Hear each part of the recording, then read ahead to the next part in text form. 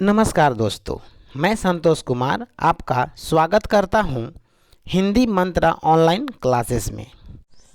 चलिए आज हम बात करते हैं कि झारखंड सीजीएल में होने वाली नागपुरी लोकगीत पावस के बारे में। जैसा स्क्रीन पर आप देख पा रहे हैं कि पावस का आज टॉपिक है। उससे पहले मैं आपको बता दूं कि अगर आप मेरे चैनल पे पहली बार आए हैं तो उसे सब्सक्राइब करना ना भूलें और बेल आइकन जरूर दबाएं ताकि जो भी वीडियो आए वो सबसे पहले आप तक पहुंच जाए और अपने दोस्तों के साथ शेयर करना बिल्कुल ना भूलें। चलिए, पावस से पहले मैंने और वीडियो बनाया जिसमें डमकच और उदासी राग के बारे में मैंने बताया है। अगर अभी तक वो वीडियो आपने नहीं देखा है तो डिस्क्रिप्शन बॉक्स में जाकर लिंक देख लें और वहां से वो वीडियो को आप अवश्य देख लें ताकि परीक्षा में कोई भी प्रश्न आपसे न छूटे और आप अच्छे से अच्छे मार्क्स लाएं। तो चलिए शुरू करते हैं पावस के बारे में। तो पावस कहता है कि यह आषाढ़ महीना कर चढ़ते कर संगे पावस राग कर गीत कर ओर हो जाएला। कहता है कि जब आषाढ़ का महीना आता है, मतलब जेठ बैसाख के बाद वाला महीना जो आषाढ़ का महीना होता है, वैसे जैसे ही आषाढ़ का महीना चढ़ता है तो पावस राग का जो गीत है, पावस जो राग है उसका ओर हो जाता है, मतलब लोग गाने लगते हैं। अब इससे पहले वाले मैं आपको बता चुका था कि जो उदासी राग है वो जेठ बैसाख में गाया जाता है, लेकिन जो आषाढ़ में है वो पावस गाया जाता है। तो प्रश्न आपका पूछ सकता है कि पावस कर राग कौन महीना में गाया जाएगा? आषाढ़, सावन और जेठ बैसाख आपको दे देगा ऑप्शन। तो वैसी परिस्थिति में आप आषाढ़ में टिक लगाएंगे। आगे कहता है कि गर्मी कर अंत और बारिश काल के शुरू कर ई राग है के। तब अब क्वेश्चन भी पूछेगा आपसे कि यह राग किस समय का है, तो आप कहेंगे कि बारिश का अंतिम समय है और गर्मी का अंतिम समय है और बारिश का शुरू का समय है। मतलब जेठ बैसाख गर्मी का अंतिम समय होता है और आषाढ़ जो होता है वह बारिश काल का शुरू का महीना होता है। वैसे ही महीना जब आ जाता है तब यह राग शुरू हो जाता है। आगे कहता है कि बरखा ऋतु में ई राग कर धुन और लय एके हो जाएला। जब बरखा ऋतु जैसे ही प्रारंभ होता है वैसे ही पावस का धुन और पावस का लय दोनों एक समान हो जाता है, उसमें कोई अलग अलग नहीं होता है। ई पुरुष प्रधान गीत है के और एक ऊंच स्वर होवेला। जो पावस है यह पुरुष प्रधान गीत है। पावस जो है वो पुरुष प्रधान गीत है और इसका जो स्वर होता है ऊंच होता है। इससे पहले आपको मैं फिर से बता दूं कि उदासी का जो राग है वह भी पुरुष प्रधान है, लेकिन उसका जो स्वर होता है न ज्यादा ऊंचा होता है और न ज्यादा छोटा, मतलब ना नीचा होता है, वह एक समान चलता है। शुरुआत में भले ऊंच होता है लेकिन मध्य में समान हो जाता है और अंतिम आते आते तक उसका कंपन और उदार होता है। आगे कहता है कि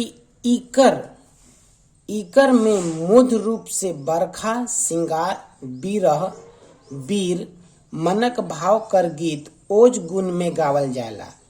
कहता क्या है कि यह जो गीत है, पावस जो गीत है, मुख्य रूप से बरसात के समय में श्रृंगार, वर्षा के लिए, श्रृंगार के लिए, विरह के लिए और वीर भाव का जो रस होता है, मतलब वीर भाव जो होता है उसी के लिए ओज गुण में गावल जाता है। मतलब ओज मने उसका स्वर ऊंचा होता है। ठीक है। पावस में हो बोलता कि पावस में हो उदासी कर ही वाद्य यंत्र प्रयोग करल जाएला। मतलब पावस जो आपका राग है उसमें उदासी के जैसा ही मधुर स्वर वाले, मधुर ध्वनि वाले वाद्य यंत्रों का प्रयोग किया जाता है। अब मधुर ध्वनि वाले वाद्य यंत्र कौन कौन है इसका वीडियो मैं पहले आपको उदासी में बता चुका हूं।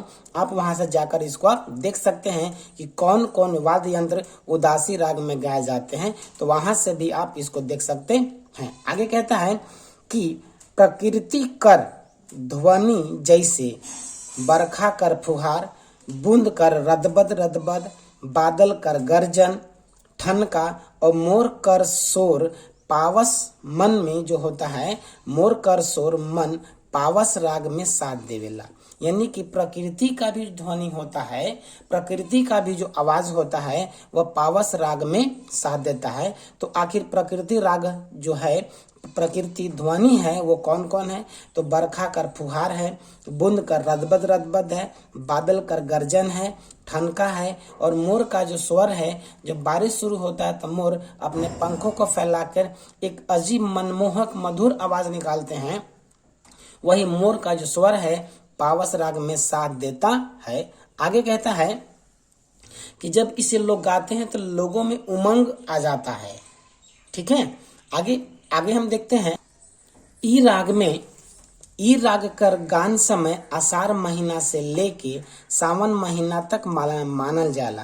कहता है जो पावस राग है वह आषाढ़ महीना से शुरू होता है और सावन महीना तक गाया जाता है। मतलब आषाढ़ और सावन 2 महीना तक पावस राग को लोग भरपूर रूप से गाते हैं। तो आषाढ़ महीना से लेकर सावन महीना तक लोग इसे गाते हैं। ई बैठ कर और खड़ा होके भी गावल जाएला। देखिए जो पावस राग है या तो आप बैठ के भी गा सकते हैं या खड़ा होकर भी गा सकते हैं, लेकिन उदासी का जो राग होता है लोग पेड़ के नीचे बैठकर, पत्थरों पर बैठकर या एकांत जगह में उदासी को गाते हैं। लेकिन पावस बैठ के या खड़ा होके आप गा सकते हैं, क्योंकि यह जो है उत्साह का गीत होता है पावस। आप इसे समूह में भी गा सकते हैं। तो कहता है ई राग मन कर अकला और सामूहिक रूप दुइयों में गावल जाला।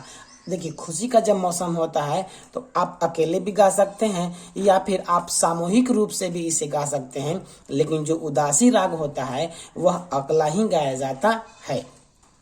चलिए लास्ट में कहता है कि जेठ बैसाख कर गर्मी में ई राग शीतलता देवेला। इसका एक गुण कहता है, यहाँ जो लोक गायक है वो गुण कहता है कि जो पावस है जेठ बैसाख महीना जो गर्मी अब बीत गया, तो जैसे ही आषाढ़ का महीना आता है तो जाहिर सा बात है बादल गरजते हैं, बरसते हैं, मौसम सुहाना होता है। तब कहता है जो यहाँ कहता है कि पावस जो राग है जेठ बैसाख के महीना के तुरंत बाद गर्मी से शीतलता प्रदान करता है। ठीक है, चलिए आगे हम अब उसके उदाहरण के रूप में कुछ बात कर लेते हैं। तब क्या कहता है कि आखिर पावस जो राग है उसका उदाहरण देखते हैं और इसे कैसे पहचान पाएंगे। तो क्या कहता है कि मास आषाढ़ नियराई पिया गृह नहीं आई, गजरत जोरे नभ दुदधी भी कर रहो, जैसे मणि फणी पाई अनल अनंग लहराई, मास आषाढ़ नियराई पिया गृह नहीं आई। कहता क्या है कि अब इसमें देखिए किसी महिला का ये अंदर का भाव जाग रहा है कि जैसे ही महीना आषाढ़ का आता है तो बोला कि मास आषाढ़ नियर आई, जो आषाढ़ का महीना है वह नजदीक आ गई है, लेकिन उसके जो पिया है मतलब उसके जो पति हैं वो घर अभी तक नहीं आए हैं। गरजत जोरे नभ मतलब जो बादल हैं, नभ मतलब जो बादल हैं वो जोर जोर से गरज रहे हैं, और जितने सारे दुधदी माने आकाश में जितने सारे काले काले बादल हैं वो एक जगह सब जमा हो गए हैं। जैसी मणि फणी पाई, जिस प्रकार जो मनियारा सांप होता है फन मार के बैठता है उसी तरह काले बादल एक जगह जमा हो गए हैं। अनल अमंग लहराई, और जिस तरह जंगल में जो आग है वो फैल जाता है तो अनल आग जो है उसी तरह चारों तरफ गरज गरज कर बादल आवाज लगा रहे हैं। तो कहता है कि मास आषाढ़ नियराई पिया गृह नहीं आए, वह मन का भाव को बता रही है कि हमारे जो पिया हैं वो घर अभी तक नहीं आए हैं। आगे बोलता है गरजत मेघ करत शोर, बरसत जल करत जोर, धक धक जीव करे, पिया परदेश बहुरत नई मोरे गोइया, गुणी गुणी प्रेम नैना जल ढरे, कोई सखी जब आवत हिंस उन्हीं करत चित, अन्न जल तजी रहे, कोरा में बालक झेल करे, मोर गोइया गुनी गुनी प्रेम नैना जल ढरे। अब देखिए यहाँ पे क्या कहता है कि जैसे अब बादल गरज रहे हैं तो जाहिर सा बात है बादल कब गरजेंगे, जब आषाढ़ का महीना आ जाएगा। तो यहाँ से भी आप गरजत मेघ को अगर आप देख पा रहे हैं वर्ड जो लिखा हुआ तो इससे पकड़ लेंगे कि यह जो गीत है वो आपका पावस का गीत है। तो बोलता है मेघ गरजने लगे हैं, जल बरसने लगे हैं जोर जोर से, और जो महिला है जो नायिका है उसका जो मन है वह धक धक कर रहा है। उसके जो हस्बैंड, उसके जो पिया है वो परदेश हैं, वो उनके नज़दीक अभी भी नहीं आए हैं, और जो उनका जो नैन है मतलब आँख है वह जल से ढर रहे हैं, कई गुना तक निकल पा रहे हैं। अब कहता है कोई सखी जब आवत है, जब कोई सखी हंसते हुए उनके पास आती है तो उसे बड़ा खराब लगता है। वह अपनी मन के बात बताती है लेकिन वह उसकी बात को नहीं सुनती है। बोलते अन्न जल तजी रहे, और जब तक उसके पिया नहीं आते हैं तब तक वह जो अन्न जल को त्याग कर देती है। साथ ही कहती है कोरा में बालक झेल करे, जो उसका जो छोटा बच्चा है वह गोदी में ली है और वह बेचारा बहुत रो रहा है, जिद कर रहा है, मोर गोया गुनी गुनी प्रेम नैना जल ढरे। बोलता है कि उसके चलते जो हमारा जो आंखों के आंसू है वो बहुत ज्यादा तेज धारा में बह रहे हैं। मतलब आप देख सकते हैं इस सीधा सीधा पावस को पहचानने का नियम है कि जिसमें बादल, वर्षा, बारिश वाला जो शब्द अगर आता है तो वैसी परिस्थिति में जितने सारे जो लाइन होंगे उसमें आप खोज लेंगे। अगर ये शब्द मिल जाते हैं तो आप समझ जाएंगे कि वह आपका पावस राग का उदाहरण है। अगला एक और हम लोग देख लेते हैं झुमकी झुमकी बूंद बरसेल। यहाँ पे देखिए बोलता है कि झुमकी झुमकी बूंद बरसेल। अब बूंद कब बरसेगा? तो जाहिर सा बात है आषाढ़ का महीना आता है, और आषाढ़ का महीना में क्या गाया जाता है? तो पावस गाया जाता है। तो यहाँ से भी उसको पकड़ सकते हैं। तो झुमकी झुमकी बूंद बरसेल, गोरिक जीवा लागे उदास, काहे गोरिया जीवा लागे उदास, चल जाहूं हमरिन देश हो, झुमकी झुमकी पानी बरसेल। यहाँ पे देखिए झुमकी झुमकी बूंद है, बारिश है, तो आप आसानी से पकड़ सकते हैं कि यह पावस राग का ही गीत हो सकता है। तो इस तरह से हमें उम्मीद है कि आपको सही सही सब कुछ समझ में आया होगा। दोस्तों अगर आपको हमारी वीडियो अच्छी लगती है तो आप इसे लाइक करें, शेयर करें और हमारे चैनल को सब्सक्राइब करें।